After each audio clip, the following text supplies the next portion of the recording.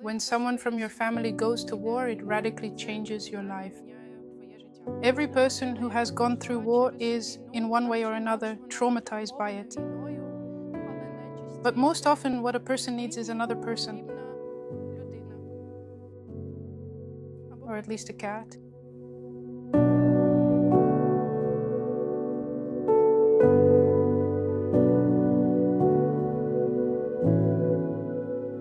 I remember the first months of the war in the spring of 2022,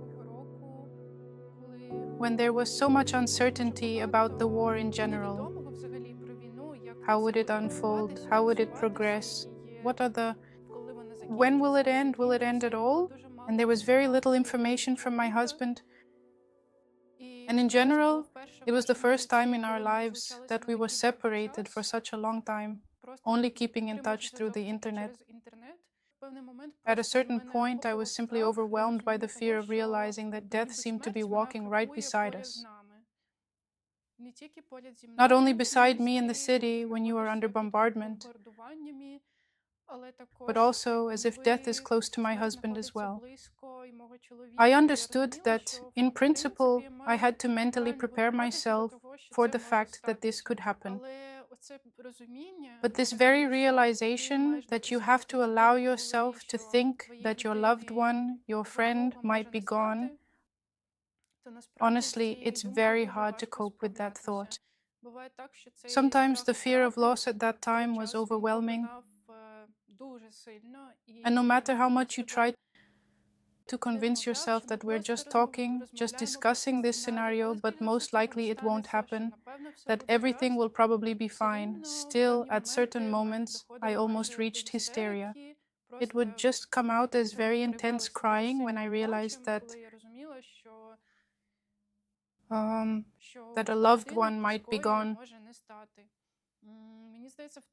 I think at that moment I really needed help. When someone from your family goes to war, it radically changes your life. You can't pretend that this isn't about you, that you can be indifferent to the war, that it won't affect you in any way. A new reality, and the war enters your life. It deeply invades your daily routine, your fears, your dreams. Everything you do. You realize that it becomes part of your present, your future. And when your closest friend, the person dearest to you, leaves home, it feels like they take away all your past, all the memories you shared with them. At that moment, you start to gather new memories. You try to build something very strong, something that can withstand these difficult times, times often filled with anxiety, fears, losses, and tears. When your closest person goes to war, you have no idea when they will return, when it will all end. So you start to comfort yourself with some old memories of your past life together. But at the same time, you realize that it's time to build something new, because a countdown to an entirely new life is beginning. After this, the question is, how do you endure this new time? And as cliched as it may sound, for me, it's support, attention to each other, and it's love.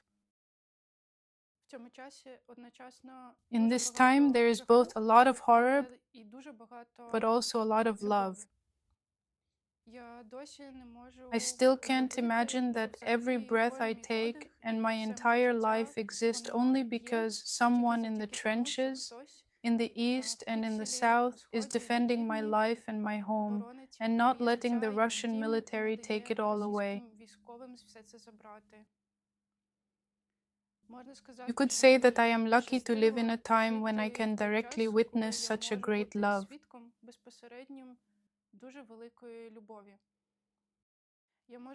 I can only imagine a part of what my husband gives being in the military, how he loses his health, his normal life, how he no longer belongs to himself, but rather belongs to a greater extent to his country and his comrades. But even in all these very difficult circumstances, it seems to me that I can see how, in his heart, there is still room for that feeling that longs for home and wants to return home. It is a profound feeling that makes you truly want to help others and be incredibly kind to everyone around you, despite the very real fact that you are already giving so much of your own self. For a perfect example, my husband brought home every single one of the kittens he befriended during the long war. It is just like when you feel you cannot save yourself, so you choose to save those whom you actually can save. I remember his calls when he would arrive at the positions, that very anxious, yet at the same time very gentle voice. And back then I even wondered, interestingly, who Igor actually worries about more, himself or me, how I feel in this situation. My husband rarely shares his worries and fears. And when I tell him that he can always share with me and I will support him, he says to me, "And who will support you?" It seems to me that it really is very important. It's not just about help from friends or comrades, because there are still things that we can't understand. And it's really important to have another person's perspective. And it would be great if that person had a professional psychological education. That's why I think that really every person who has gone through the war is in one way or another traumatized by it. And in one way or another, the war, well, it leaves its mark on their life and on their mental health. So I, for example, personally feel that these things maybe the difficult things in my life, which I hadn't dealt with before the war, became even more acute during the war. And when there is a very real and present danger waiting just outside, especially when you are already struggling in a deep survival mode, you suddenly realize that you simply just cannot cope with the pressure anymore. And it seems to me that if there had been an opportunity for some kind of psychological counseling for me, I would have taken advantage of it. Because honestly, under such intense pressure, it's very hard to cope on your own. I don't know if war changes us, but I do know for sure that war is an opportunity for the good that is within us to become much stronger.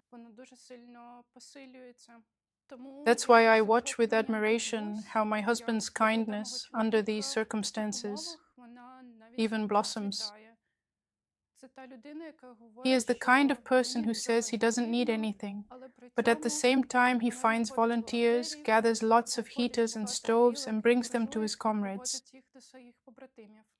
It brings a deep sense of joy to my heart when, even though it may be incredibly difficult and challenging for him to do, he still summons the inner strength and courage to open up and share his thoughts with his friends or comrades, or even with me. For me, that is truly worth its weight in gold. I truly believe that we need each other and that we can carry each other's burdens. A person can reach something good even alone, in contemplation, in silence, but most often a person needs another person, or at least a cat.